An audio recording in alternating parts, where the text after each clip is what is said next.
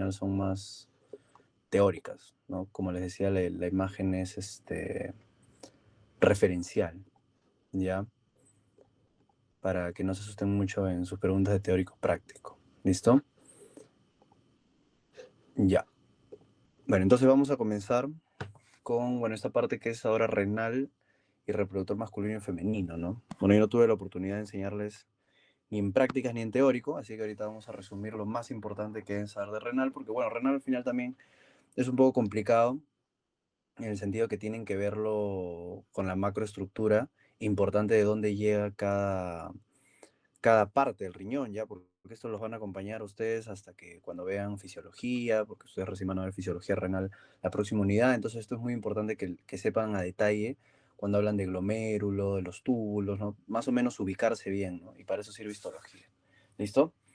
Ya, entonces en la parte renal tenemos una corteza, ¿listo? Que es lo que está ubicando el punto número 7, ya, una corteza y todo lo que está acá adentro, que es la médula. Todo esto acá es la médula. Ahora, es importante que sepan más o menos cómo va la distribución de la irrigación, ¿listo? Para que se entienda de dónde proviene la famosa arteriola aferente, ¿no? Entonces, esta arteria que está entrando acá, vamos a ponemos así, esta es la arteria renal, ¿listo? Y de esa arteria renal, ¿listo? Entra acá y se tabica y entra entre estos que son de acá las pirámides, ¿no? Estas son las famosas pirámides de Malpighi, pero en sí las pirámides de Malpighi es a lo que nosotros le llamamos lóbulos, ¿listo? O sea, cuando te dicen el lóbulo renal es todo esto de aquí, ¿ya? El lóbulo renal es toda esta parte que está acá. Entonces el lóbulo renal en sí lo compone las pirámides de Malpighi, que las pirámides son esto, ¿no? Están dentro de la médula renal, ya las pirámides de Malpighi, pero un lóbulo en sí es la pirámide de Malpighi más el tejido cortical que lo rodea. ¿Listo? Todo eso es el lóbulo. Por eso que la arteria que pasa por en medio de los lóbulos se llama arteria interlobar. ¿Listo? Entonces si ponemos acá cómo se llama esta arteria, arteria interlobar. ¿Listo? Y luego esta arteria le da la vuelta así al lóbulo. ¿Listo? Y a eso se le llama arteria arqueada. ¿Listo? Y de esas arterias arqueadas salen ramitas. Así, sale una ramita, ramita, ramita, ramita. Y forma, ¿no? Estas ramitas, ¿cómo se llaman? Arterias intralobuliares. ¿Ya? Arterias intralobuliares. ¿Y por qué se llaman arterias intralobuliares? Porque están dentro del lobulillo. Entonces el lobulillo es la parte... Voy a apuntar de otro color. De azul creo que sí. No, de naranja más luego. Ya. Esto de acá, todo eso que estoy pintando, lo de afuera, es el lobulillo. ¿Listo? Entonces el lóbulo es lo que está adentro. Es la médula, ¿me entienden? La pirámide renal con su corteza que lo revieste. Y lobulillo es lo que está afuera, la parte de la corteza. ¿Listo? Entonces por eso ya saben que la arteria que está pasando por acá en el medio se llama arteria intralobular, ¿no? Luego la arteria que rodea la pirámide de Malpighi es arteria arqueada. Y la arteria que perfora, ¿no? Que entra acá, ¿cómo se llama esto? Lobulillo. Entonces se llama arterias intralobuliares, ¿no? Entonces, si ustedes hacen un zoom a esto, ¿no? Ahí les he dicho que ustedes, si quieren ver las imágenes histológicas, van al Histology Guide, Histology Guide, y ahí, obviamente, si le hacen un zoom a la corteza, que es, por ejemplo, la imagen que yo hoy día subí porque estaba haciendo prácticas de renal con terapia, ahí se ven, pues, todos los glomérulos. Entonces, un glomérulo, digamos, que esté por aquí, entonces proviene de eso, pues, ¿no? De una arteria intralobular, ¿listo? Y la arteria que emite ya es la arteria aferente, bueno, ya lo que vamos a ver ahorita, ¿no? El glomérulo y la arteria aferente, ¿listo? Entonces, por eso les digo que es muy importante que entiendan, ¿no? Entonces, ¿por qué es importante saber qué es un lóbulo, qué es un lobulillo, ¿listo? Porque de ahí tiene el mismo nombre las arterias, ¿ya? Entonces, eso es importante. Ahora, si nosotros le hacemos un zoom a esto, entonces acá está la corteza, ya lo que estamos hablando de la corteza, y acá está la médula, pues, ¿no? Bueno, acá lo podemos dividir en médula externa y médula interna. Pero acá están viendo la pirámide de Malpighi, y acá se están dando cuenta que en la corteza están los glomérulos, ¿listo? No existen glomérulos ¿listo? En la médula, ¿ya? Otra cosa es que hay estos glomérulos que están acá, ¿listo?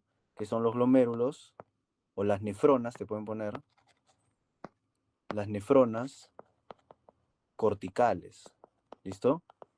Que son la mayoría, ¿listo? Son las más frecuentes, las nefronas corticales, ¿ya? Y tenemos las nefronas que están acá, que son las nefronas yuxtamedulares, ¿ya? Porque son nefronas que están pegadas a la médula, ¿listo? Entonces, características de las dos importantes es que la nefrona cortical tiene sistema tubular, tiene túbulos cortos, ¿listo? Si se dan cuenta, aquí está su sistema tubular que vamos a ver en cada nefrona, pero llega hasta acá nomás. En cambio, miren, de la nefrona yuxtamedular tiene túbulos largos, pues, ¿no? Sobre todo su asa de Henle es larga, miren cómo viene acá y se entierra hasta adentro el asa de Henle, ¿listo? Entonces la más abundante es la nefrona cortical, ¿listo? Y la segunda en frecuencia es la nefrona yuxtamedular, que su característica es que tiene túbulos que se entierran en la médula renal, ¿ya? Lo otro es saber, obviamente, que la nefrona es la unidad estructural del riñón. Ya, si te pregunto cuál es la unidad estructural del riñón, es la nefrona. ¿Qué compone una nefrona? Un corpúsculo, ya un corpúsculo renal, más el sistema tubular. Eso es una nefrona. Pero la unidad funcional, ya la unidad funcional del riñón, son los túbulos uriníferos. ¿Ya? Que los túbulos uriníferos lo compone una nefrona más el conducto colector. ¿Ya? Lo último que está acá, que vendría a ser el número 12. ¿Listo? Entonces, una cosa es que te pregunten unidad estructural del riñón, que es la nefrona, y otra cosa es unidad funcional del riñón, que son los túbulos uriníferos. ¿Ya? Para que se entienda, porque esa también puede ser una pregunta así que los quieran agarrar. ¿Listo? Entonces, unidad estructural, unidad funcional. ¿Listo? Entonces, hasta ahí se está entendiendo todo, ¿no? Más o menos cómo estamos, ya hemos dividido la parte macroestructural para ver más o menos qué son las nefronas, ¿no? Dónde nos ubicamos cuando hablamos de médula, corteza, ¿listo? Perfecto, ¿ya? Entonces luego ya le hacemos un zoom al corpúsculo renal, entonces acá vamos a hablar de lo que es el corpúsculo renal, pues. ¿Listo? Todo esto es el corpúsculo renal. Entonces, ¿qué compone el corpúsculo renal? El glomérulo, ¿listo? Y la cápsula de Bowman. ¿Listo? La cápsula de Bowman. Entonces, como están viendo aquí, acá se supone que está viniendo la arteriola aferente, ¿no? Que ya saben de dónde proviene, de las arterias intralobuliares, ¿no? Lobuliares, porque están en lobulillo. Entonces, entra la arteriola aferente.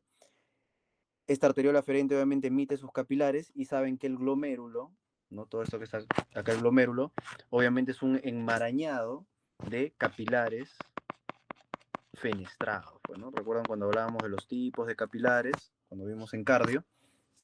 Y un tipo de capilar fenestrado, o también llamado visceral, era el riñón, pues, ¿no? ¿Por qué? Porque justo nos referíamos a eso. Entonces, el glomérulo son tipos capilares fenestrados, ¿listo? O también le pueden poner viscerales. Ya saben por qué, ¿no? Porque todavía posee una lámina basal, pero ya tiene fenestras, ya tiene poros, porque obviamente tiene que haber intercambio de sustancias, ¿listo? Y lo otro que tenemos es la cápsula de Bowman, ¿listo? Que esto es típica pregunta de examen, que tiene su capa parietal, ¿no? Que están viendo acá clarito, que es un epitelio simple plano, ¿ya? Es un epitelio simple plano. Y tiene una capa visceral, que es la que está pegada aquí al glomérulo, ¿no? Porque digamos acá está en sí el glomérulo, que es lo que está de rojo, y todo esto amarillito es la capa visceral, que ¿qué viene a ser la capa visceral de la cápsula de Bowman? A ver, ¿quién quiere responder? Típica pregunta de examen. ¿Qué viene a ser la capa visceral de la cápsula de Bowman? ¿Alguien sabe? Chicos, ¿alguien que sepa? Es pregunta típica, se lo tienen que saber sí o sí. ¿Cuál es la capa visceral de la cápsula de Bowman? Los podocitos, ¿no? Los podocitos, los podocitos. Ya, entonces no se olviden eso, chicos, los podocitos. Entonces, la capa visceral de la cápsula de Bowman son los podocitos y la capa parietal es un epitelio siempre plano, ¿listo? Y obviamente como son capa visceral, capa parietal, siempre tienen un espacio, pues, ¿no? Así como pleura parietal, pleura visceral que hablábamos, y eso se llama espacio urinario o espacio de Bowman, ¿listo? Espacio urinario o espacio de Bowman, ¿qué es esto de acá?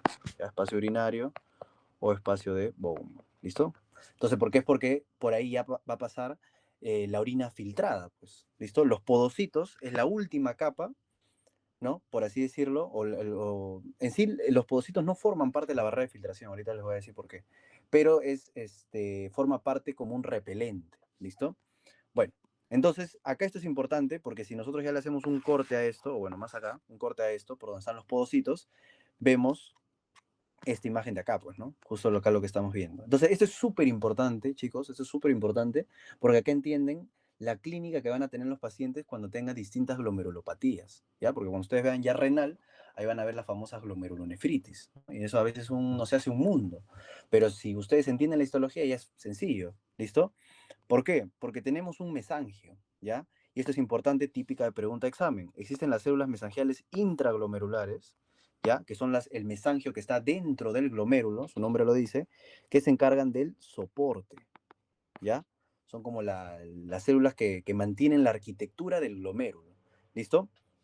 Luego, el capilar tiene una membrana basal. Vamos a ponerlo como que, digamos, acá afuera tiene una membrana basal.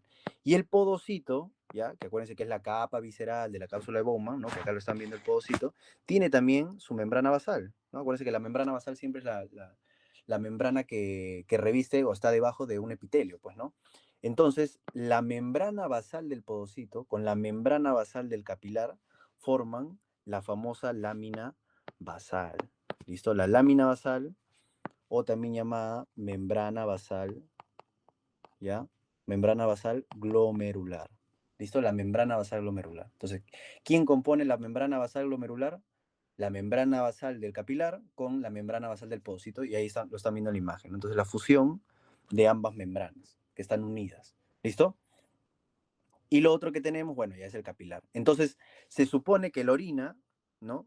O sea, la sangre, cuando se va a filtrar, va a pasar por todo esto. Pues como que va a pasar, tiene que pasar esto. ¿Me entienden? Pero los podocitos, ¿listo? Los podocitos, acá quiero, por eso les decía, los podocitos, acá es como que le hagamos un zoom a esto, pues, ¿no? A esta parte del podocito. Entonces, el podocito, si se dan cuenta, tiene unas prolongaciones, ¿listo? Esta prolongación, que es la prolongación primaria, que es el primer bracito que genera, y luego estas prolongaciones, ¿ya? Que es como que están atrapando al capilar, ¿listo? Acá están viendo la lámina basal, ¿no? Que la lámina basal vendría a ser, entonces, como les decía, la membrana basal del capilar con la membrana basal de los podocitos, pues, ¿no? Entonces, creo que ya se está entendiendo mejor las imágenes y haciéndole un ultrazoom, que eso obviamente no lo podemos ver en el microscopio, a menos que sea electrónico, pues, ¿no? Entonces, y de las prolongaciones primarias salen las prolongaciones secundarias, ¿listo? Que son, como les digo, esos brazos que ya están cerrando, ¿listo? O sea, están atrapando a todo el capilar, que son estos que están acá, pues, ¿no?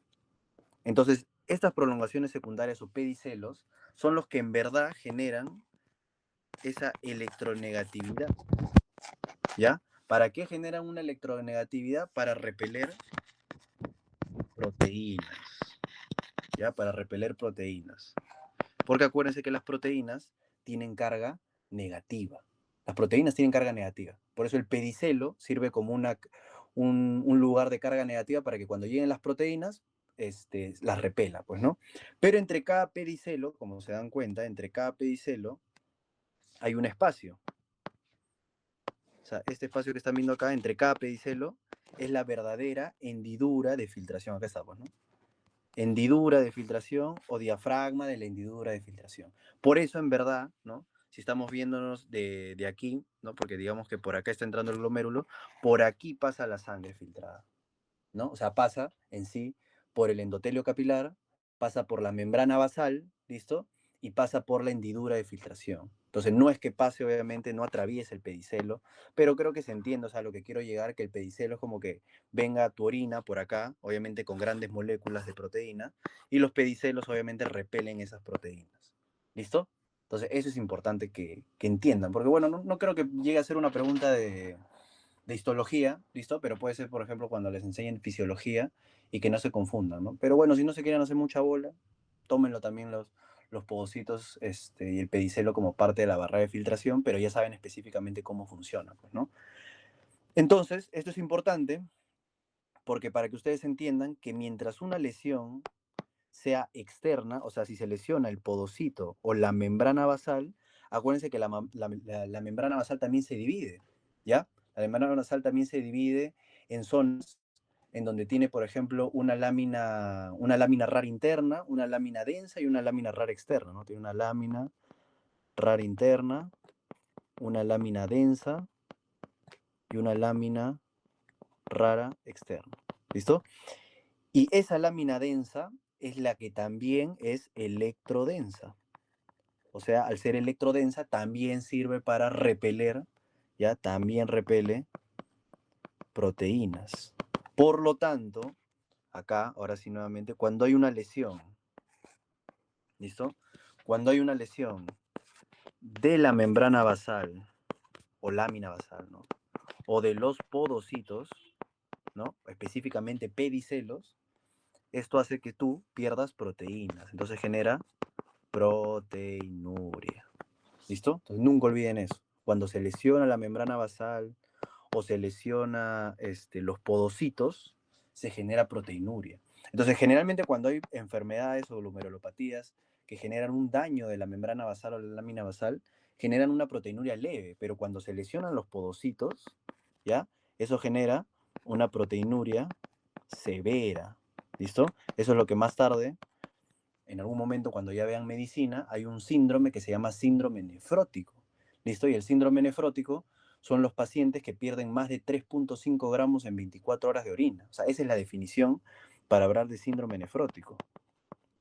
¿Ya? El síndrome nefrótico es cuando pierden más de 3,5 gramos, ¿no?, de proteína en 24 horas. ¿Listo? Entonces, esos pacientes, cuando ustedes vean en glomerulonefritis, porque hay glomerulonefritis, por ejemplo, de cambios mínimos, membranosa, focal y segmentaria, que son los que generan este síndrome nefrótico, cuando vean en la ultraestructura, ¿no?, dónde está la lesión, les van a poner lesión a nivel de podocitos, ¿no? Entonces ustedes ya entienden por qué es que se está perdiendo tantas proteínas, porque ustedes ya aprendieron en histología que los podocitos son aquellos que repelen las proteínas porque tienen carga negativa, ¿no? Específicamente los pedicelos, ¿listo? Que es lo que en verdad genera la electronegatividad, porque en sí el cuerpo del podocito no repele nada, ¿ya? Si no son los pedicelos. Entonces ahí ya se los dejé en resumen. En cambio, cuando se lesiona el mesangio, o sea, te dicen alguna glomerulopatía o lesión mesangial, o sea, esta parte de acá que es el soporte, o se lesiona el capilar, o sea, alguna lesión endocapilar, ¿ya? Cuando hay una lesión del mesangio o una lesión capilar, o de repente pueden poner endocapilar, ¿esto qué genera? Hematuria. O sea que sangres, ¿no?, que haya sangrado en la orina. ¿Listo? Pero esta hematuria, cuando son obviamente por el glomérulo, tiene... Ustedes van a... ¿Listo? Porque esto me da la diferencia cuando una hematuria es de origen glomerular. Les enseñaba cuando tuvimos cuando les hice un repaso rápido, pues cuando hicimos sistema urinario, porque tú puedes tener una hematuria, ¿no?, por ejemplo, por un cálculo, ¿no?, cuando hablamos de la vía urinaria, porque los cálculos obviamente generan que vaya sangrando la vía urinaria, ¿verdad? O puedes tener hematuria por una infección urinaria también, ¿no? Entonces, y eso no es por un problema renal. Entonces, ¿cuál es la diferencia? Que la hematuria, cuando es por un problema glomerular, o sea, que estás perdiendo sangre porque se está perdiendo por el glomérulo, ahí vas a ver hematíes dismórficos, pues, ¿no?, que están todos amorfos, ¿no?, sin morfología, porque obviamente han pasado por los capilares fenestrados medios dañados, ¿no? Entonces han salido dismórficos. En cambio, cuando tú ves hematíes, ¿no?, con morfología normal en un examen de orina, ahí tú puedes pensar, pues, que es o por una ITU o por un cálculo, ¿no? O sea, pero ya piensas que no es una enfermedad glomerular. ¿Listo? Entonces nunca olviden eso. ¿Listo? Lesión de membrana basal o podocitos, proteinuria. Lesión de mesangio o capilar o endocapilar, o sea, mientras la lesión sea más interna, hematuria, ¿no? Por eso es lo que yo les puse en las preguntas de examen, ¿ya? A ambos grupos. ¿Listo? Ahora, puede haber una lesión de todo. Claro, hay glomerulopatías o glomerulonefritis que generan una lesión que se llama membrano proliferativa, ¿no? Es un tipo de glomerulonefritis que puede desde lesionar la membrana basal hasta lesionar todo, ¿no? Y por lógica, ¿cómo se presentarían los pacientes? Con hematuria y proteinuria. O sea, van a perder tanto sangre como orina, perdón, proteínas. ¿Listo? Entonces, es importantísimo que sepan eso, ¿ya? Importantísimo que entiendan eso. Listo. Y lo otro que les van a preguntar, hasta ahí, chicos, ha quedado claro, ¿no? ¿O ha quedado alguna duda de eso que no sé si no se ha entendido? ¿Ha quedado claro? Porque eso puede que les pregunten su examen. Es lo más probable que les pregunten su examen sobre la parte renal. ¿Ya? Listo. Y lo otro que tenemos, que siempre les van a preguntar, es el famoso aparato yuxtaglomerular. Pues. ¿Ya? Entonces acá, esto puede ser también pregunta directa de examen, ¿no? O sea, que tengan que escribir ustedes. Y ya, mira, hasta los chicos de terapia y odontología ya me lo responden de memoria. Entonces tienen que saber ustedes sí o sí para la vida. ¿Quiénes forman el aparato yuxtaglomerular? Las células yuxtaglomerulares, la mácula densa y las células mesangiales extraglomerulares. Ya que ustedes saben que las células mesangiales intraglomerulares forman parte del soporte del glomérulo, ¿no? Que es lo que, bueno, está señalando acá, pues, ¿no? Entonces, el aparato yuxtaglomerular es todo esto, o sea, todo esto. ¿Ya? Entonces lo conforman las células yuxtaglomerulares, que siempre te van a preguntar de dónde provienen las células yuxtaglomerulares, ahí lo estás viendo, de la arteriola aferente. Estos son células especializadas, ¿ya? Son células especializadas de músculo liso, ¿ya? Que dentro de su célula tienen gránulos de renina, ¿ya? Renina. ¿Por qué forman parte del aparato yuxtaglomerular? Porque todas estas funcionan en conjunto, ojo, ahorita les voy a explicar porque eso es pregunta de fisiología, cuando en fisiología, ahí les van a preguntar cómo funciona el aparato yuxtaglomerular. Primero tenían que haber entendido histología para saber dónde se ubican estas cosas, y luego, obviamente, entender la fisiología, pues, ¿no? Entonces, bueno, pero acá se los voy a resumir. Entonces, la renina, los gránulos de renina se encuentran en las células yuxtaglomerulares, pues, ¿no?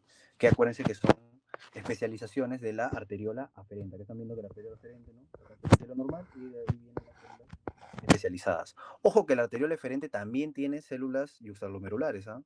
En el Guyton, por ejemplo, te menciona ambas, ¿listo? Pero si te ponen entre arteriola aferente y eferente, obviamente marcas la aferente, porque la aferente desarrolla más, ¿listo? Luego viene la mácula densa, que es típica pregunta, ¿de dónde proviene la mácula densa? Son células especializadas del túbulo distal. Por eso esta imagen me gusta mucho, ¿ya? Porque te lo explica tal cual. El túbulo distal, ahorita vamos a ver los sistemas tubulares, tienen epitelio simple cúbico, ¿ya? Todos tienen epitelio simple cúbico, a excepción, ahorita vamos a ver de las asas finas.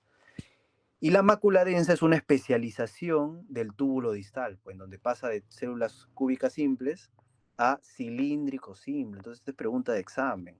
¿Ya? Las células cilíndricas simples son especializaciones, ¿listo?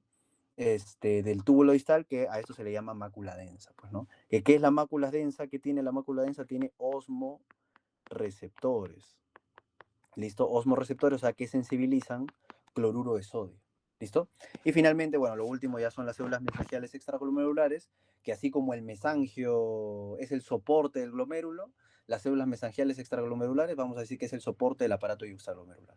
¿Listo? O sea, es lo que une a estas, a estas dos cosas, pues, ¿no? A las células yuxtaglomerulares y une al, a la mácula densa. ¿Listo? Entonces, ¿alguien sabe cómo es que funciona el aparato yuxtaglomerular? Más o menos. ¿Han leído? ¿Han entendido cuando les han explicado en la clase cómo funciona el aparato yuxtaglomerular? ¿Que quiera participar? Eso yo lo valoro mucho.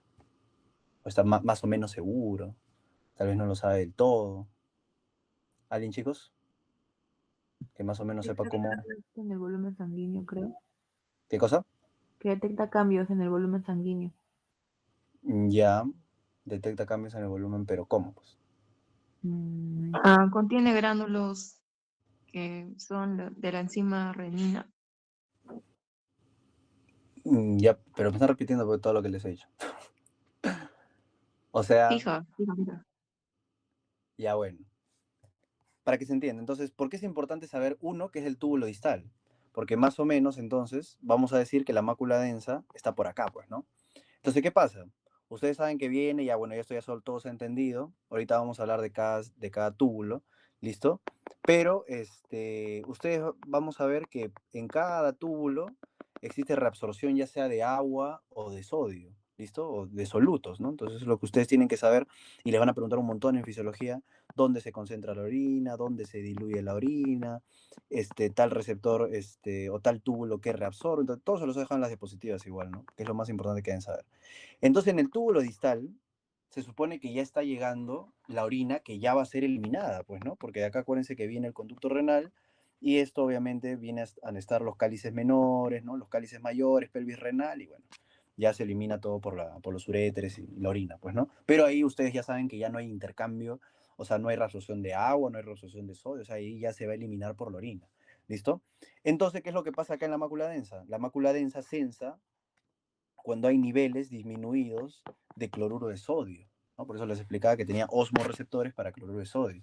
Entonces, ¿qué pasa cuando sensa que hay poco sodio en el túbulo? Cuando sensa que hay poco sodio en el túbulo, ¿qué es lo que piensa el riñón?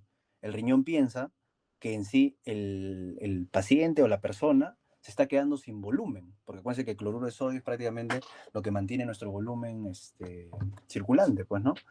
Entonces, cuando hay bajo cloruro de sodio, ¿listo? Cuando hay bajo cloruro de sodio, la mácula densa manda una señal, ¿listo? A las células yuxtaglomerulares, ¿no? Entonces ya saben que las células yuxtaglomerulares producen renina y la renina obviamente está dentro del sistema renina, angiotensina, aldosterona. Ustedes ya deberían saber eso, ¿no? En su unidad de cardio, que es el sistema, ¿no? Que se produce la renina por las células yuxtaglomerulares, o sea, ya les debieron haber preguntado eso, de la arteriola aferente. Esa renina convierte el angiotensinógeno en angiotensina 1, ¿no? La angiotensina 1 luego se convierte en angiotensina 2 por la enzima convertidora de angiotensina, y la angiotensina 2, ¿no? Tiene sus funciones en donde una de esas es activar a la aldosterona, ¿no? Y ahorita vamos a ver que la aldosterona obviamente actúa a nivel del túbulo colector, aquí, reabsorbiendo sodio, pues. Entonces, este sistema sirve, ¿no? Generalmente cuando una persona también está deshidratada o algo, para que el riñón mande señales, ¿no? Por su aparato yuxtaglomerular a estas células yuxtaglomerulares y se pueda reabsorber sodio, pues. ¿Se entiende? ¿No? Es sencillo cómo funciona el aparato yuxtaglomerular. Entonces eso lo tienen que tener bien claro. ¿Ya? Listo. Entonces ya saben que conforma parte del aparato yuxtaglomerular. ¿Listo? Células yuxtaglomerulares, células mesangiales extraglomerulares y la mácula densa, ¿no? Y las preguntas que le van a hacer, las células yuxtaglomerulares, ¿de dónde provienen? De la arteriola aferente, ¿no? Son células de músculo liso con gránulos de renina, ¿listo? Y la mácula densa es un tejido especializado de epitelio cilíndrico simple del túbulo distal. Listo. Esas van a ser sus preguntas. ¿Ya? Listo, entonces se supone que ya, bueno, ya explicamos la parte de donde se filtra la orina, ¿no? Entonces acá se supone que iniciamos con la primera parte, que es el famoso túbulo proximal, ¿no?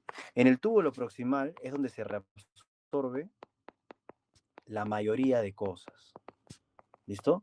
Es donde más se reabsorbe agua, es donde más se reabsorbe sodio, donde más se reabsorbe potasio, cloro, etc. Entonces, ¿por qué es importante esto? Para que ustedes se acuerden que el epitelio del túbulo proximal, bueno, todos los epitelios, o sea, todo el epitelio del sistema tubular es epitelio simple cúbico, ojo. Todos son epitelio simple cúbico, a excepción de las asas finas, pues, ¿no? Si están dando cuenta, las finas son más delgaditas, entonces estas, acuérdense que plano, ¿ya? Las finas, ojo. O sea, tanto el asa descendente fina, porque existe una asa descendente fina, como el asa ascendente fina, ¿ya? Porque existe el asa ascendente gruesa, pues, ¿no? Bueno, entonces tiene un epitelio simple cúbico, ¿ya? Pero nunca olviden con microvellosidades, ¿ya? O te pueden poner borde en cepillo, ¿listo? Porque es el túbulo que más reabsorbe, entonces obviamente necesita microvellosidades para tener una mayor superficie de absorción. ¿Se acuerdan en el intestino delgado, en el colon? Cómo aumentabas la superficie de absorción con microvellosidades. Entonces igual, el túbulo que tiene microvellosidades o borde en cepillo es el túbulo proximal. ¿Listo? Acuérdense que acá se reabsorbe el 100% de glucosa y de aminoácidos. Por eso hay una enfermedad que se llama la enfermedad del síndrome de Fanconi, ¿ya? Donde los pacientes tienen glucosuria y aminosiduria. O sea, ¿qué te está diciendo? Que estás perdiendo glucosa y aminoácidos. Y entonces, ¿qué túbulo se encarga de reabsorber la glucosa y los aminoácidos? El proximal. Entonces, el síndrome de Fanconi se caracteriza por eso, por tener glucosuria y aminosiduria, ¿ya? Bueno, luego tienen el asa descendente, ¿ya? El asa descendente de Henle, recuerden siempre, es solo permeable al agua, ¿ya? Es solo permeable al agua. Por lo tanto, como solo reabsorbe agua, ¿qué pasa con la orina? O sea, ¿qué pasa con la parte tubular? La orina se concentra, pues, ¿no? Y eso les van a preguntar en fisiología. ¿Cuál es el segmento que concentra la orina? El asa descendente fina de Henle. ¿Listo? El asa descendente, porque como solo es permeable al agua, ¿no? Porque receptores de orina, ¿listo?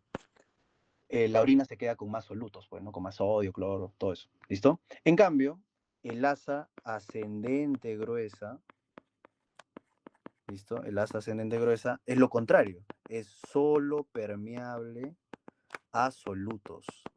Aquí está la famosa bomba 2-cloro, sodio, potasio. Esto le van a preguntar en fisio, en fármaco, bueno, desde fisio, ¿no? Porque desde ahí les van a enseñar. Entonces, una bomba que reabsorbe 2-cloro, sodio, potasio. ¿Listo?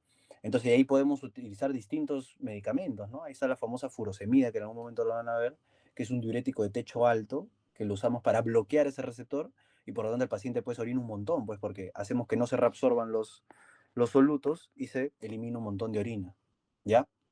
Entonces, acuérdense, el asa descendente fina, solo permeable al agua. El asa ascendente gruesa, solo permeable a solutos. Por lo tanto, si les preguntan cuál es el segmento dilutor, ¿no? Porque acá como solo se van a reabsorber solutos, ¿con qué se va a quedar el túbulo? Con agua nomás. Entonces, ese es el segmento dilutor del sistema tubular. ¿Listo? Y bueno, finalmente en el túbulo distal existen ya, bueno, estas otras cosas que existe también una bomba de sodio-cloro. Eso lo van a ver más que todo en fisiología, por eso no me quiero ir muy ahí. Pero también se reabsorbe sodio, ¿listo? Es un túbulo, o sea, es epitelio simple cúbico, ¿ya? Y en los túbulos colectores, acá sí les van a preguntar los túbulos colectores, existen dos tipos de células, ¿ya? Las células principales, ¿ya? Y las células intercaladas, ¿ya? Las células principales, acuérdate que son las principales, ¿cuál es en sí la función principal del sistema tubular? Mantener la osmolaridad. Entonces acá, las células principales son las que tienen el receptor de aldosterona y el receptor de la hormona antidiurética. ¿Listo? Acuérdense que la aldosterona reabsorbe sodio, ¿ya? Reabsorbe sodio. Y la antidiurética reabsorbe agua. ¿Listo? Entonces, para que no olviden, ¿no? ¿Cuál es la principal función del sistema tubular? Mantener la osmolaridad, ¿no? Que la osmolaridad es esto de si hay más agua, más sodio, ¿no? Mucho sodio es hiperosmolar, poco sodio o mucha agua es hiposmolar, ¿ya? Eso poco a poco lo van a ver en fisiología. Entonces, pero en las células principales entonces son las que se encargan de reabsorber sodio y agua. ¿Por medio de quién? Por medio de la aldosterona, ¿ya? Aquí están los receptores de aldosterona y los receptores de la antidiurética, ¿no? Que ya lo han visto, que se produce obviamente por la neurohipófisis, ¿listo? En cambio, las células intercaladas son las que se encargan del equilibrio ácido-base, ¿ya? En donde tienen unas células alfa, o también le pueden poner células A, y unas células B, o también llamadas beta, ¿listo? Entonces, como regulan el equilibrio ácido-base, tienen que ver con, obviamente, bicarbonato, hidrogeniones. Entonces, nunca olviden la beta, las células beta eliminan, ¿ya? O sea, se encargan de la excreción, eliminan bicarbonato, pues, ¿no? B de bicarbonato. En cambio, las alfa se encargan de la excreción de hidrogeniones, ¿listo? Entonces las células intercaladas se encargan del equilibrio ácido-base y las células principales del equilibrio de la osmolaridad. ¿Listo? ¿Alguna duda, chicos? Es muy importante que aprendan sistema tubular. Entonces todos los epitelios son simple cúbico. Las únicas excepciones son estas, bueno, el asa descendente fina y el asa ascendente fina, porque son finos, ¿no? Lo demás, epitelio simple cúbico. ¿Listo? ¿Alguna duda? ¿Alguna pregunta? ¿Todo queda claro? Muy claro. ¿Sí? Por eso yo les ponía en las preguntas de examen, decía, cuando hay una desregulación, ácido-base, ¿no? se está eliminando más bicarbonato, qué sé yo. ¿Eso qué es? Una alteración de las células intercaladas. Específicamente, ¿no? O qué túbulo está alterado, el túbulo colector. Es lo básico que tienen que saber ustedes, al menos ahora, de cada túbulo. Bueno, y en sí es lo más importante que igual lo van a ver en fisiología, ojo, ¿eh? Así que aprendan bien eso. ¿Listo? Bueno, y lo otro, que es ya, bueno, agregado a lo que es este sistema urinario, porque así yo hice esta clase en una nomás, es ya lo que viene a ser netamente la parte de urinario, que acá es muy importante que sepan, ya lo vamos a resumir así nomás, que acuérdense que cuando hablamos del urotelio, el famoso urotelio, comienzan, les dije, desde los cálices menores. ¿Listo? Desde los cálices menores hasta, vamos a poner, hasta la primera porción del uretra. ¿Ya? En el caso del varón, acuérdense, hasta la uretra prostática, ¿no? Porque acuérdense que el varón tenía 3 tipos de uretra, ¿no? Prostática, membranosa y peniana. Y en la mujer, hasta la primera mitad, pues, ¿no? Hasta vamos a poner el medio superior. ¿Listo? Hasta aquí, ¿listo? De aquí, entonces, de los cálices menores hasta la parte proximal de la uretra, todo esto es este epitelio, pues. El famoso epitelio transicional, ¿ya? Por eso yo les decía, y yo, por ejemplo, ahora último que hice una clase de urología, también les enseñé, por si les preguntan cáncer, que a veces es una pregunta difícil, igual, ¿no? Si te dicen cuál es el tipo de cáncer histológico más frecuente de vejiga, ¿no? Porque han preguntado en algún momento el cáncer de vejiga, es de tipo de células transicionales. Entonces, es entender qué son células transicionales. Si a mí me preguntan cuál es el cáncer más frecuente de uréter, también es cáncer de células transicionales. Si me preguntan cuál es el cáncer más frecuente de pelvis renal, también es cáncer de células transicionales. En cambio, si me preguntan cuál es, y han preguntado, ¿no? ¿Cuál es el cáncer más frecuente de uretra distal, ¿no? No te especifican en el hombre o la mujer, solo te dicen de uretra distal. Ahí ya no es células transicionales, porque ya sabes que ahí ya no hay urotelio, ¿no? Sino acá ya vendría a ser, pues, posiblemente un cáncer epidermoide, pues, ¿no? Porque ya tiene epitelio simple plano o cilíndrico, pues, ¿no? Entonces es importante. Entonces el epitelio transicional es el famoso urotelio, ¿no? Que es el sistema urinario, ¿listo? O es el epitelio, perdón, del sistema urinario, básicamente. Entonces nunca olviden, comienza desde los cálices menores, ¿listo? Hasta la mitad superior de las uretras. Específicamente en el varón, la uretra prostática. Solo eso. ¿Listo? Y en la mujer, la mitad superior. ¿Listo? Entonces, bueno, las capas, acuérdense, son ya habíamos visto esto, de 3, 4, 6, 5 a 6 capas de lo que es el epitelio transicional, que cuando está relajado, ¿no? En este caso estamos viendo de la vejiga, tiene estas famosas células en la periferia, pues, ¿no? Las células de Dogiel o células globosas. Pero en cambio, cuando se está distendiendo, ¿listo? Porque está pasando orina, las células se aplanan, pues, ¿no? Por eso se llama epitelio transicional. ¿Listo? Lo otro que les pueden preguntar, y es muy importante, y también les enseñé, es que acuérdense que toda esta parte del uréter de acá, ¿no? Los 2/3 del uréter, tiene 2 capas de músculo liso, ¿no? Que acuérdense que a diferencia del sistema digestivo, esto es al contrario, ¿no? Acá es longitudinal interna y circular externa, ¿no? Acá lice, ya no cile, sino lice. Longitudinal interna y circular externa. Pero a partir del tercio distal, ¿no? Ya saben ustedes lo que es proximal, distal. Entonces el tercio distal y obviamente la vejiga, todo esto, ya tienen 3 capas de músculo liso, ¿ya? Que obviamente viene a ser longitudinal interna, circular media y longitudinal externa. O sea, se mantiene siempre lo que es primero longitudinal interna, luego circular media y luego longitudinal externa. Entonces, este detalle histológico es muy importante, aunque no lo crean. ¿Por qué? Cuando ustedes vean cálculos, ¿no? Cálculos, y te pregunten por manejo definitivo de los cálculos, es muy diferente tú cómo manejas los cálculos ya sea del tercio medio o del tercio superior, cuando te dicen que es un cálculo en el tercio distal, ¿no? Porque hay un procedimiento que nosotros usamos que se llama litiotripsia, que es para romper el cálculo por ondas de choque. O sea, imagínense como un aparato que esté afuera, ¿listo? Y manda ondas de choque y rompe los cálculos, ¿listo? Pero en el tercio distal no va a funcionar. ¿Por qué? Porque el tercio distal tiene más capa de músculo liso. Entonces ahí hacemos otro manejo que es ureteroscopía, ¿no? Que es como meter un endoscopio, ¿no? Para que se entienda, por la parte inferior, ¿no? Y llegar al uréter. Entonces, es importantísimo ese dato histológico, aunque no lo crean, ¿ya? Entonces, siempre recuerden, ¿ya? Los 2/3 iniciales, ¿no? Medio, 2 capas nomás, longitudinal interna, circular externa. Y a partir del tercio distal y toda la vejiga, obviamente, son 3 capas de músculo liso. Longitudinal interna, circular media y longitudinal externa. ¿Listo? La vejiga, la uretra, ¿no? Nuevamente la uretra vuelve a tener 2 capas de músculo liso. ¿Ya? Que es obviamente lo mismo, pues, ¿no? Longitudinal interna y circular externa. ¿Listo? Entonces, chicos, eso es lo único importante que deben saber de bueno, esa parte final del sistema urinario. Acuérdense que el epitelio transicional, o de la vejiga específicamente, es impermeable al agua, pues, ¿no? Porque si no, imagínense, si fuera permeable al agua, se reabsorbería agua, pues, ¿no? Entonces, impermeable al agua. ¿Ya? Y eso es importante también porque, bueno, para que sepan un poco, porque nuevamente recalco este dato súper importante, que la mayoría de cálculos que se generan se obstruyen a este nivel, pues, en la unión urétero-vesical, porque es una unión que es muy estrecha. Entonces, generalmente ahí se obstruyen los cálculos.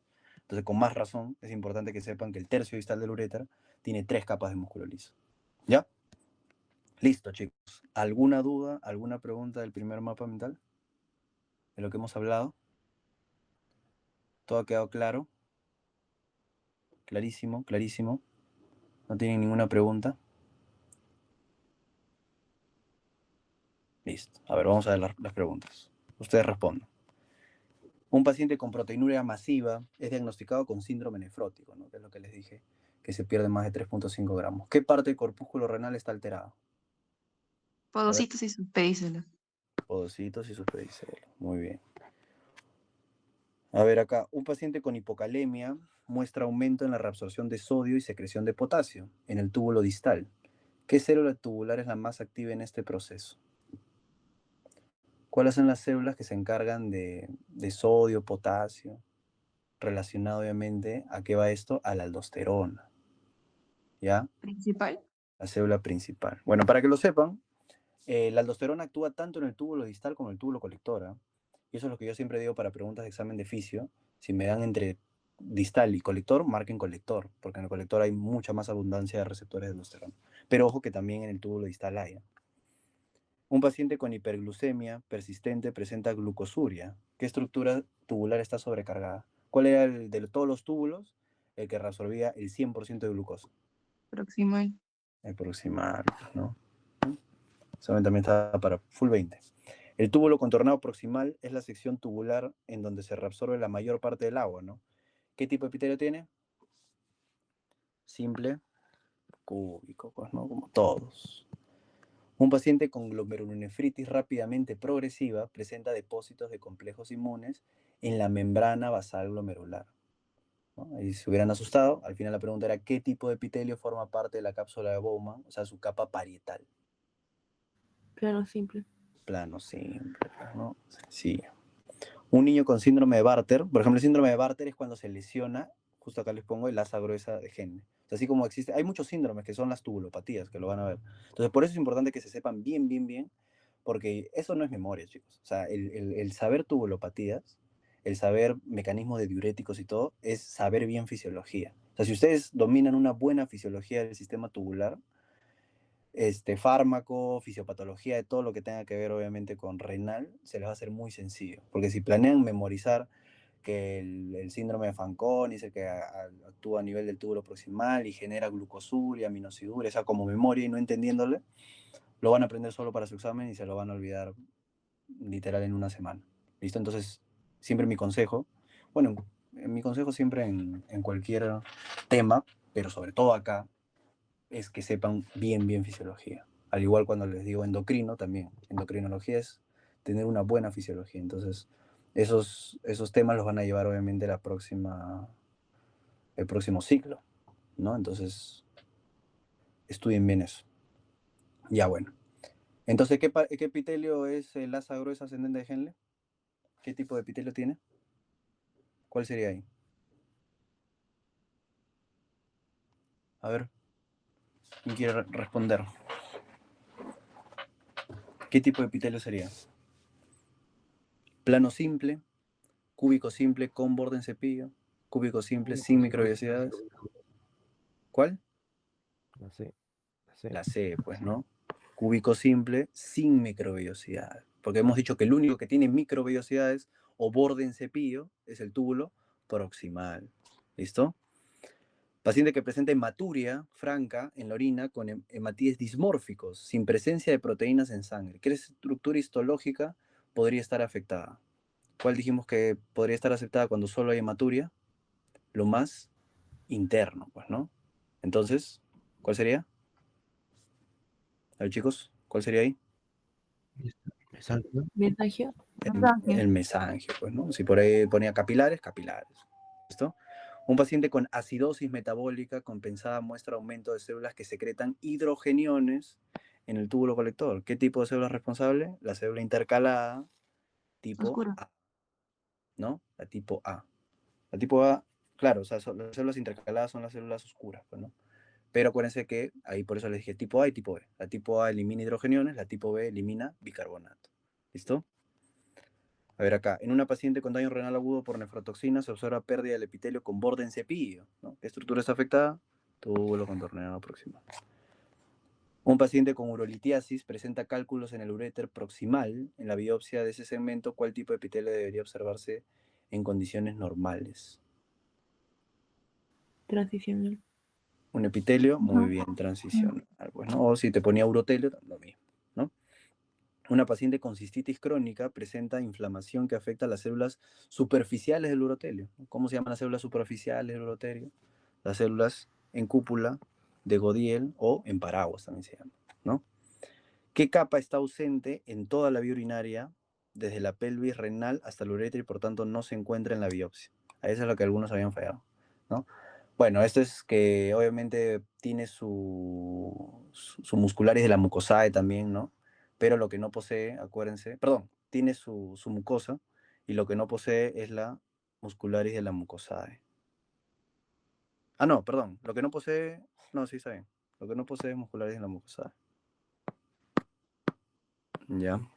Musculares en la mucosa, más que todo, lo vemos en el epitelio digestivo nomás, ojo, porque tiene su propio sistema nervioso autónomo. Ya bueno, ¿qué diferencia histológica hay entre la vejiga y el uréter que puede utilizarse para distinguirlos en la microscopía? A ver, ¿qué diferencia hay entre la vejiga y el uréter?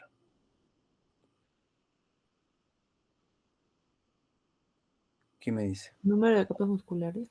El número de capas musculares, pues, ¿no? Bueno, ahí sí podría ser alguien que me diga, pero ¿qué pasa si estamos hablando del uréter distal? Ya, pues, puede ser, pero en general, el número de capas musculares, pues, ¿no? Porque si te hablan en general del uréter, ¿no? O sea, no te especifican qué porción, ustedes igual digan 2 capas musculares, pues, ¿no? Un paciente con urolitiasis presenta cálculos en el uréter proximal, o sea, en el de arribita. En la biopsia de este segmento, ¿qué disposición muscular encontraría en la capa muscular? O sea, solo tiene 2 capas, por lo tanto es longitudinal interna y circular externa, ¿no? Mencionan las estructuras que conforman el aparato yuxtaglomerular, ya, bueno, ya saben, pues, ¿no? Las células yuxtaglomerulares, la mácula densa y las células mesangiales extraglomerulares. Ojo, tengan cuidado con eso. Como les digo, para mí es como para que ustedes lo escriban, ¿listo? Pero por si acaso, también podría ser que les pongan, pues, intraglomerulares y es lo incorrecto, ¿no? La unidad funcional del riñón, no se equivocan, acá se habían equivocado, son los túbulos los túbulos uriníferos. ¿Listo? ¿Quién conforma la capa visceral? Los podocitos. ¿Listo? A ver acá. Un paciente con insuficiencia renal crónica muestra fibrosis intersticial. ¿Qué tejido normalmente rodea a los túbulos renales? Bueno, es tejido conectivo laxo, ¿no? Esa es una pregunta extra que hice, pero eso no voy a preguntar, no se preocupen. Una mujer con incontinencia urinaria presenta debilidad de la capa muscular de la vejiga. ¿Cuál es la organización característica del músculo liso?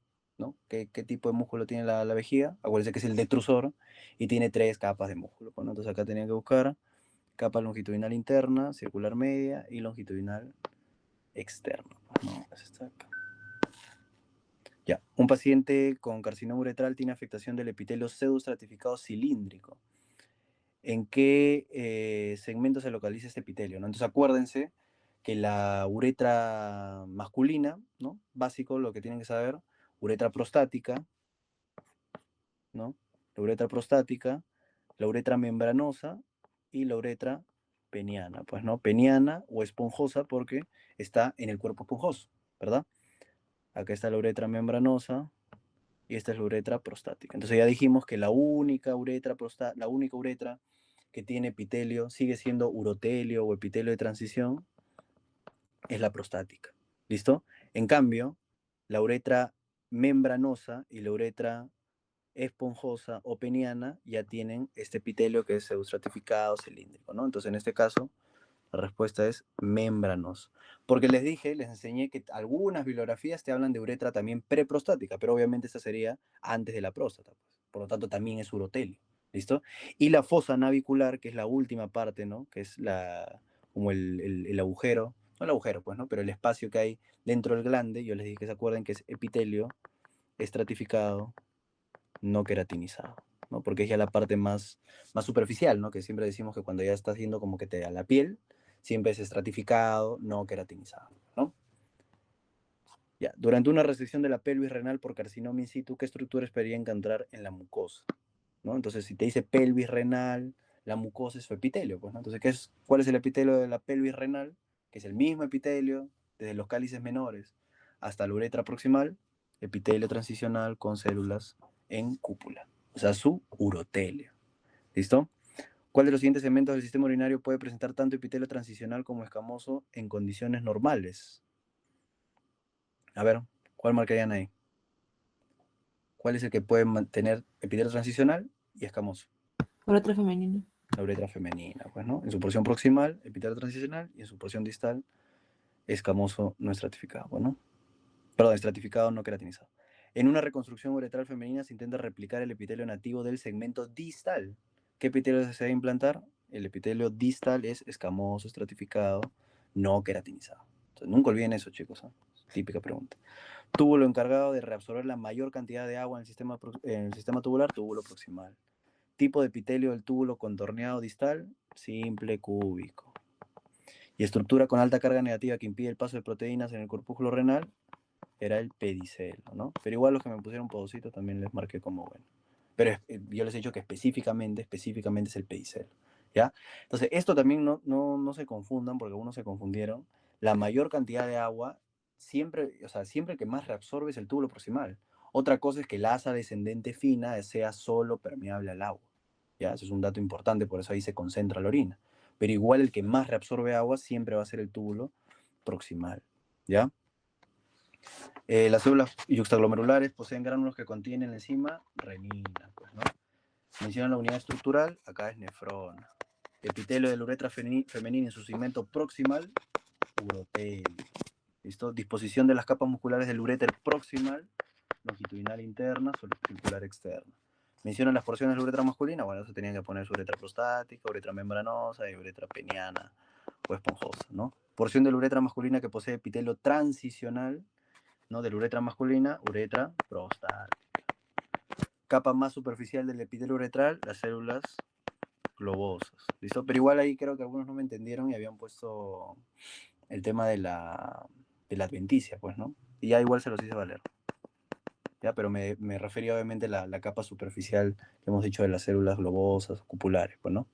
Tipo de epitelio de la capa parietal de la cápsula de Bowman, epitelio simple, plano. Capa muscular de la vejiga que forma el esfínter muscular interno. Acuérdense que el esfínter muscular interno, ¿listo?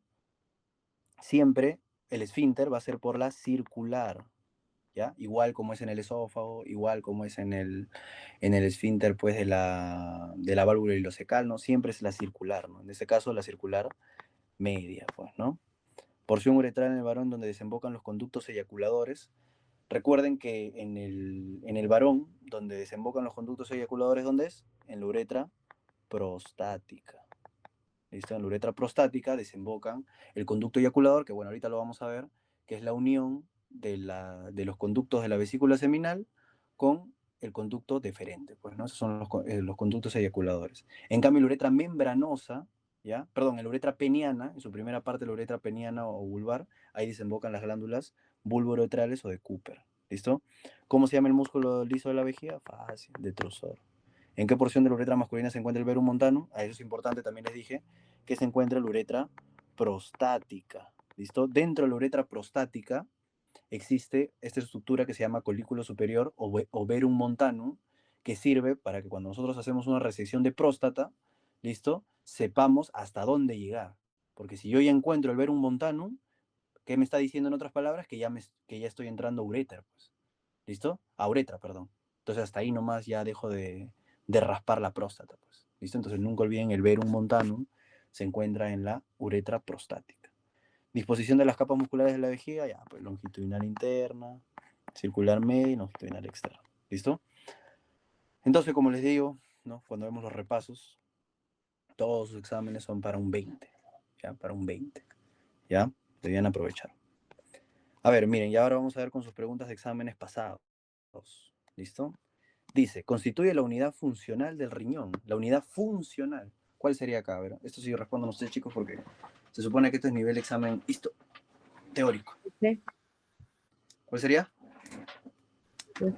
La C, pues, ¿no? Porque el túbulo urinífero lo compone una nefrona y un túbulo colector. ¿Listo? Perfecto. No es un componente, mira con lo que les decía, no es un componente del complejo yuxtaglomerular. ¿Quién no conforma parte del complejo yuxtaglomerular? ¿Cuál sería? La, pues no, los pocitos no tienen nada que ver. ¿Quién produce la renina?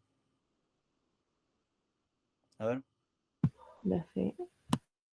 la C, pues, ¿no? No se confundan las células yuxtaglomerulares de la arteriola aferente, ¿no? No existe eso de las células yuxtaglomerulares de la mácula densa. La mácula densa, ustedes ya saben que sirve como un osmoreceptor. Sobre la estructura señalada, señala lo correcto, ¿no? Ah, bueno, acá no... Ah, ya, acá es una imagen, literal imagen que les he puesto, que está así y se ve el podocito. O sea, está señalando el pedicelo o el podocito, ¿no? Entonces dice, constituye la verdadera barrera de filtración. Esto les he dicho que no, pues, ¿no? No está en la barrera de filtración. Entonces, bueno, sí lo tienen que saber también. ¿Se señala la membrana basal? No, está señalando ahí, está señalando el pedicelo. ¿Se corresponde con la proyección secundaria del podocito? Sí. Acuérdense que los pedicelos son la proyección secundaria del podocito, ¿no? Se señala el epitelio parietal de la cápsula Bowman, nada que ver. Entonces, o sea, ni como para confundirte, porque literal te está señalando el pedicelo. Y las otras alternativas sí no tienen nada que ver. ¿Listo? Porque yo entendería si te pusieran, no sé, pues, es el cuerpo del podocito y otro es la prolongación, ¿no? Entonces ahí como que ustedes pucha, ¿está señalando el podocito o el pedicelo? Igual ya lo hemos visto bien, ¿no? O sea, está clara la diferencia del cuerpo del podocito y acá están viendo el pedicelo. O sea, creo que esta es la imagen, literal. Esta es la imagen que ponen y te ponen que se está señalando en imagen. ¿Ya? Entonces, acuérdense, no forma parte de la barrera de filtración.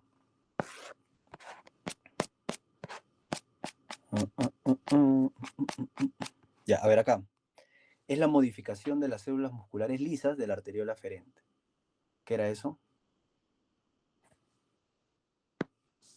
¿Qué es la respuesta? ¿Qué es una modificación de células musculares lisas de la arteriola aferente? Mensaje extraglomerular. ¿Mesangio? La B. Mácula. No, chicos. Modificación de las células musculares lisas de la arteriola aferente. No se pueden equivocar en esa.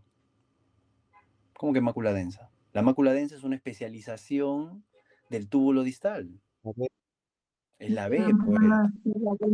Las células yuxtaglomerulares, chicos, no se pueden confundir, lo hemos explicado. Entonces, las células yuxtaglomerulares provienen de una modificación de las células musculares lisas. Les dije la arteriola aferente, ¿no? En algunos lugares, como el Guyton, te dice aferente y eferente, pero predominantemente aferente. ¿Listo? La mácula densa es una especialización del túbulo distal, ¿no? Que es un epitelio cilíndrico simple.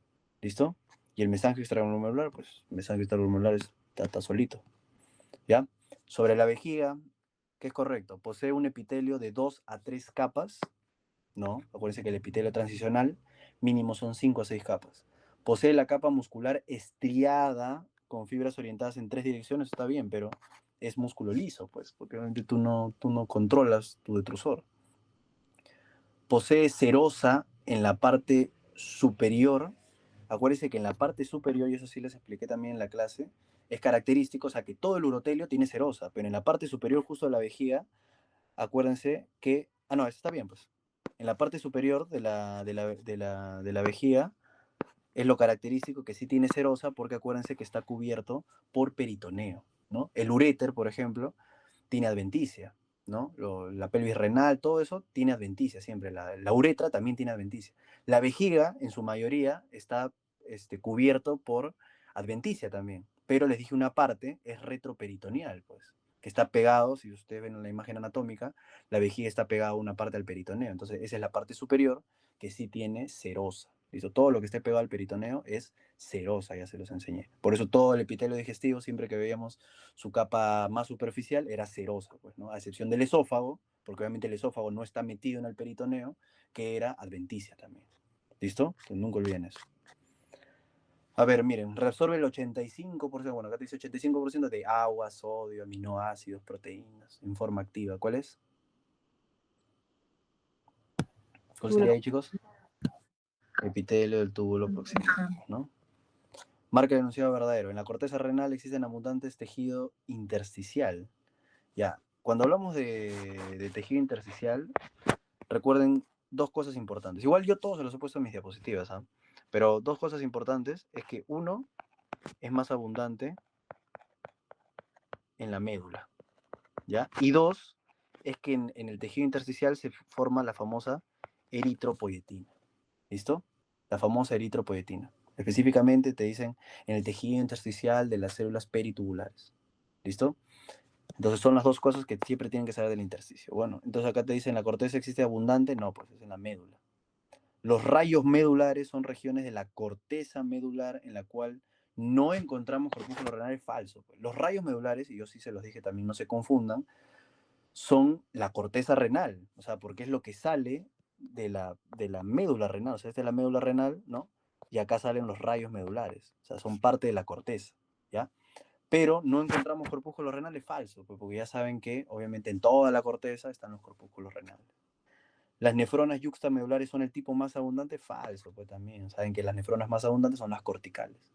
¿Listo? Por lo tanto, ya bueno, con eso ya podían saber por descarte, pero vemos la otra. Dice, las porciones delgadas del asa de Henle de las nefronas corticales son más largas que las nefronas... Oye, pero eso también está mal. ¿Cómo va a ser? Pues, nefronas está mal. Las porciones delgadas del asa de Henle de las nefronas corticales son más largas que las nefronas yuxtamedulares, también está mal. Los rayos medulares son regiones de la corteza en la cual no encontramos corpúsculo renal. Ya miren, esta podría ser, porque esto de en la corteza renal existe abundante tejido, eso sí es falso, porque eso tal cual en la corteza casi no hay nada de tejido intersticial. Esto podría ser verdadero si que específicamente cuando, no sé, pues Rivarola, porque él hace los exámenes, se refiere a los rayos medulares por esta zona, ¿ya? Que es la pirámide de Ferrein, ¿ya? Entonces, si es por esto, que obviamente acá están viendo el rayo medular sí se encuentra en la corteza, pero no contiene los corpúsculos renales, los glomérulos, ¿listo? Entonces, por eso sí puede ser correcta, porque las demás sí, nada que ver, ¿ya? Entonces, en esa parte, ahí sí esa sería la correcta, ¿ya? Los rayos medulares son regiones de la corteza en donde no encontramos corpúsculos renales, ¿listo? A ver acá, no es un segmento de la uretra masculina, chicos, fácil. Facilito, recontra sencillo. Eyaculado. Eyaculado. Segmento eyaculado. Y a ver acá, eso sí me importa que respondan. Respecto al aparato extraglomerular, marca lo correcto. Entonces, ya ven que tienen que entender bien aparato extraglomerular. Sí o sí va a venir en su examen. La B. A ver, las células de la mácula densa son células cilíndricas altas con microbiosidades y pertenecen al epitelio del túbulo distal. ¿Esa es la correcta? ¿No? A ver, la B que decía, conformado por la mácula densa, células yuxtaglomerulares de la arteriola aferente y células mesangiales intraglomerulares. No, pues chicos.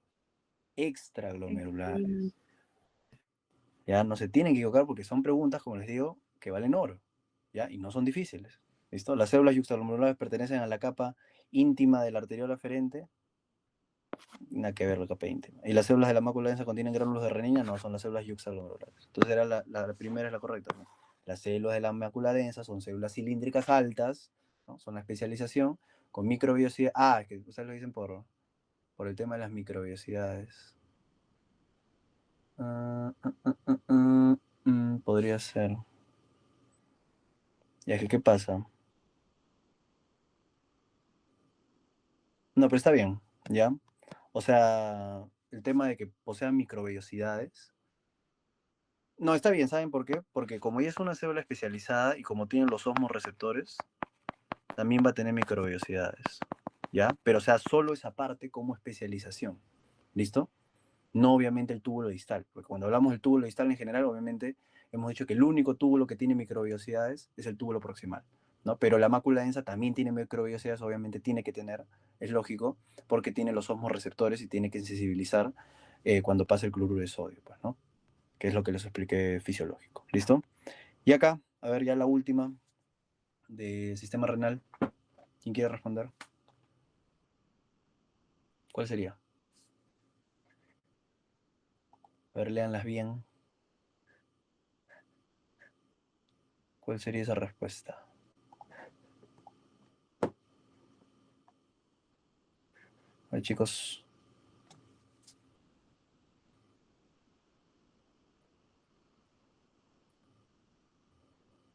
Lo falso.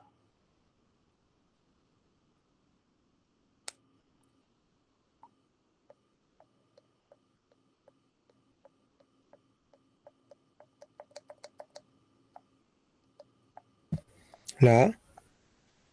La A, pues no, miren, o sea, ¿por qué quería que respondan?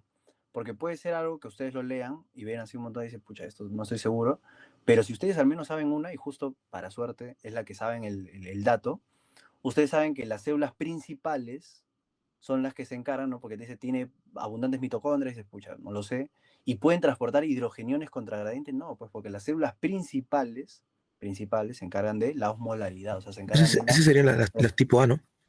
claro, las tipo A de las células intercaladas, pues, ¿no? Muy bien.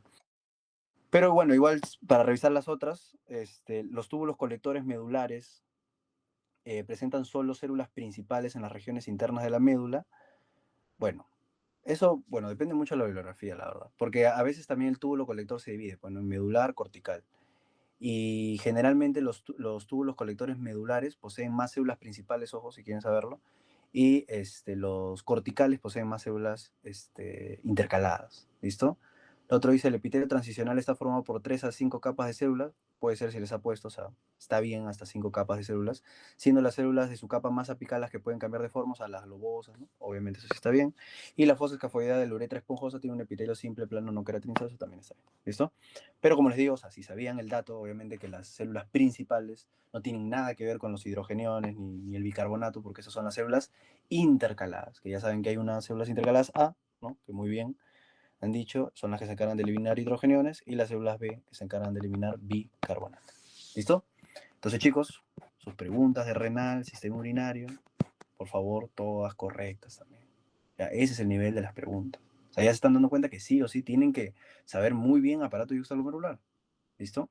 Lean bien esa parte de lo que hemos repasado, es lo único que necesitan. ¿Ya? ¿De dónde proviene la mácula densa? ¿De dónde proviene las células yuxtaglomerulares? ¿Listo?